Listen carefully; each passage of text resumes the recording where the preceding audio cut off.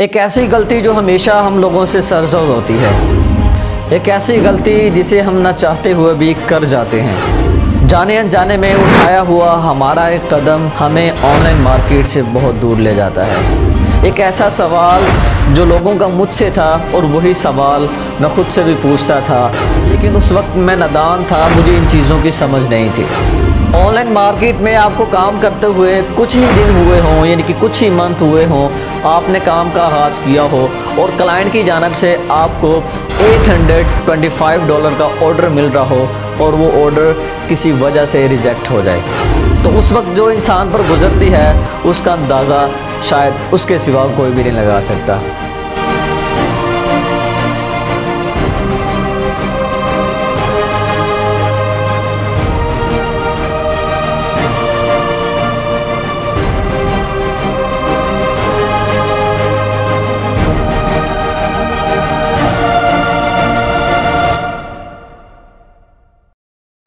अस्सलामुअलैकुम दोस्तों, उम्मीद करता हूँ कि आप सब खैरियत से होंगे। मैं हूँ आपका होस्ट मोहम्मद जुल्कनैन और आप देख रहे हैं मेरे यूट्यूब चैनल। दोस्तों, आज की वीडियो हमारी अहम टॉपिक पर होने वाली है। आज की वीडियो में कुछ ऐसी बेसिक चीज़ें हैं, कुछ ऐसी चीज़ें हैं जिनसे हम नावाकिफ़ होते हैं, जिसकी बिना पर हमें काफ़ी ज़्यादा नुकसान उठाना पड़ता है। बहुत सारे सवाल थे, बहुत सारे लोगों के साथ ये सीन हुआ है, उनमें मैं खुद भी शामिल हूँ। मेरे साथ भी ये सीन हो चुका है जब मैंने ऑनलाइन मार्केट का आगाज़ किया था। एक ऐसा टॉपिक था जो कि मेरे जहन में बसाकत घूमता रहता था। इस टॉपिक पर मैंने बहुत पहले से ही वीडियो बनाना थी, लेकिन मैं ये वीडियो बनाने में नाकाम रहा। अब जाके मुझे मौका मिला है कि मैं ये वीडियो आप लोगों के लिए बना रहा हूँ और मैं आप लोगों से रिक्वेस्ट करूंगा कि इस वीडियो को आप एंड तक ज़रूर देख लें और ये वीडियो देखने के बाद हो सकता है कि आप लोग बहुत बड़े नुकसान से बच जाएं। तो वीडियो में आगे बढ़ते हुए आप लोगों को बताता चलूँ, ऑनलाइन मार्केट में काम करते हुए मुझे कुछ ही मंथ हुए थे। 4 मंथ का अरसा गुजरा था कि मुझे एक क्लाइंट का ऑर्डर मिला, यानी कि सबसे पहले मुझे ऑर्डर मिला क्लाइंट की जानब से। तो ऑर्डर मैंने कंप्लीट करवा लिया। उसके कुछ ही दिनों के बाद मुझे क्लाइंट की तरफ से एक ईमेल आती है जिसमें क्लाइंट जो है ऑलमोस्ट 15 के करीब वेबसाइट्स को निकाल के मुझे मेंशन कर देता है, शो करवाता है कि मैं इन वेबसाइट्स पर आर्टिकल चाहता हूं। तो वो काफ़ी ज़्यादा वेबसाइट होती हैं। एक क्लाइंट जो है एक ही वक्त में 15 वेबसाइट निकाल के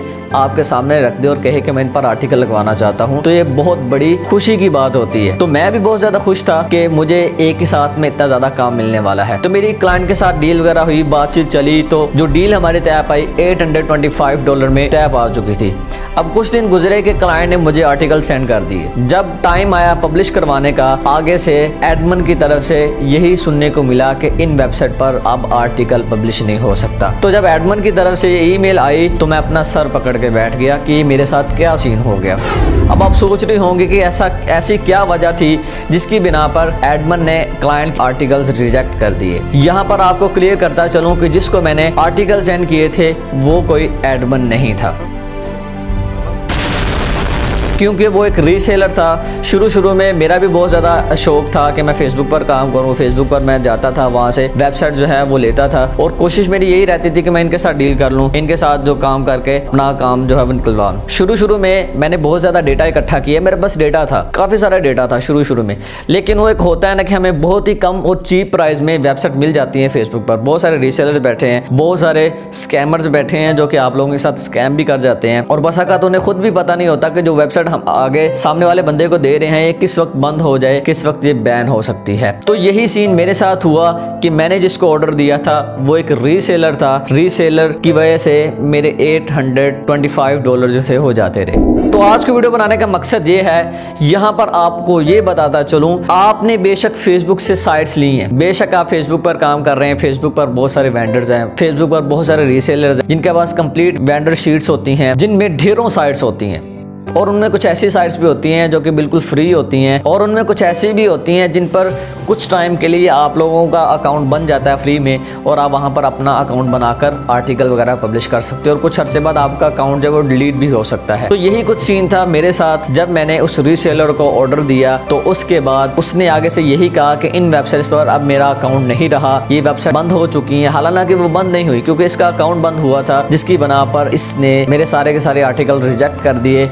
पब्लिश करने से इनकार कर दिया। तो मैं यहाँ पर ये बताता चलूँ, अगर आप लोग फेसबुक से साइट्स कलेक्ट करते हो, फेसबुक से आप डेटा लेते हो, उसके बाद आप उन वेबसाइट्स के जो ओरिजिनल एडमिन्स हैं, जिन लोगों की ये वेबसाइट्स हैं जो वेबसाइट रन कर रहे हैं, पर्सनली उनसे कॉन्टैक्ट किया करें।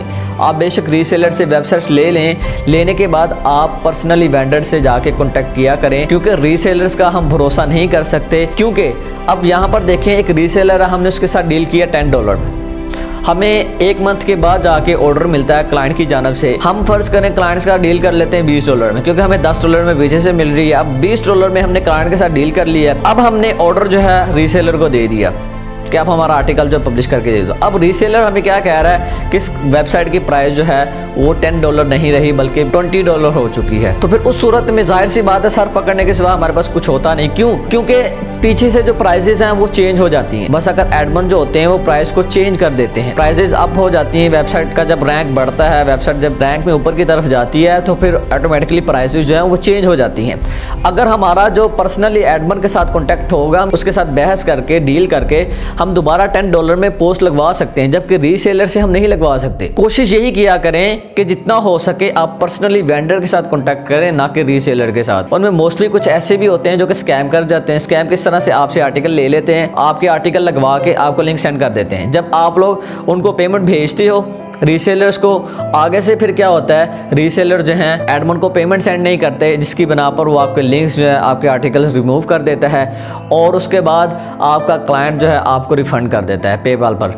आपकी पेमेंट जो है वो वापस चली जाती है क्लाइंट के पास। तो फिर आपको दोनों तरफ से नुकसान हो जाता है। एक तो क्लाइंट आपका जाता रहता है और जो पैसे होते हैं वो भी क्लाइंट ले लेता है। उसके बाद आपने जो सेंडिंग की होती है रीसेलर को, वो भी सारी की सारी जो है चली जाती है, तो आपको अच्छा खासा नुकसान उठाना पड़ जाता है। अब यहाँ पर सवाल ये उठता है हम रीसेलर के साथ किस तरह से काम कर सकते हैं। अब देखें, बस अगर कुछ ऐसा होता है, कुछ ऐसे इवेंट्स आते हैं, कोई ऐसा सीन चल रहा होता है, वेबसाइट का जो एडमन है वो लीव पर जा चुका होता है, कोई ऐसा सीन चल रहा होता है, और वो कुछ ऐसे एडमन्स होते हैं, वेंडर होते हैं, जिनकी कोई टीम नहीं होती, सिर्फ एक ही बंदा काम कर रहा होता है, वेबसाइट को रन कर रहा होता है। तो ऐसी सूरत में हम रीसेलर के साथ कैसे काम कर सकते हैं?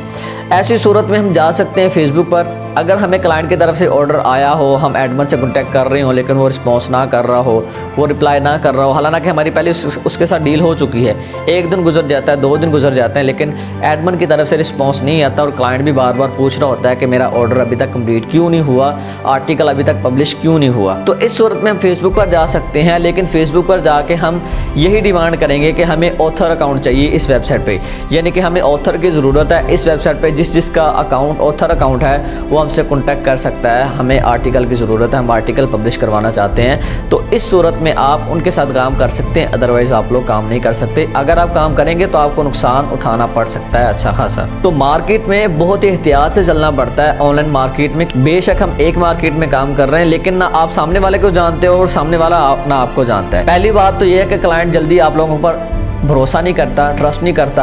आप जब उसे डेली बेसिस पर ईमेल करते रहते हो, फिर एक वक्त आता है कि आपको वो ऑर्डर देता है, क्योंकि उसे पता होता है कि ये बंदा ऑनलाइन मार्केट में एक्टिव है और काम कर रहा है और भरोसेमंद है, ठीक है। तो उसके बाद वो जब आपको काम देता है, उसका जब ट्रस्ट बहाल होता है, थोड़ा सा आपको काम देता है, फिर आप जो है एक ऐसे बंदे को काम दे देते हो जो ना आपके बारे में जानता है और ना आप उसके बारे में जानते हो। तो फिर इस सूरत में आपको नुकसान भी उठाना पड़ जाता है बसाकात। कोशिश यही किया करें कि आप वेंडर के साथ, एडमन के साथ कॉन्टैक्ट किया करें। आपको पता तो होता है ना कि इसका ओरिजिनल ओनर है, ये कोई फेक नहीं है, कोई रीसेलर नहीं है, कोई स्कैमर नहीं है जिसके साथ मैंने डील की है। तो कोशिश यही किया करें कि आप पर्सनली वेंडर के साथ जाके कॉन्टैक्ट किया करें, उनके साथ डील किया करें, ताकि आपको बाद में भारी नुकसान ना उठाना पड़ जाए। तो उम्मीद करता हूँ कि आज की वीडियो आप लोगों के लिए काफ़ी हेल्पफुल रही होगी। अगर आज की वीडियो में आपको कुछ सीखने को मिला है तो इस वीडियो को जितना हो सके शेयर करें अपने दोस्तों के साथ, और मेरी हौसला अफजाई के लिए एक अच्छा सा कमेंट और लाइक ज़रूर करें। मिलते हैं नेक्स्ट वीडियो में, तब तक के लिए अल्लाह निगहबान।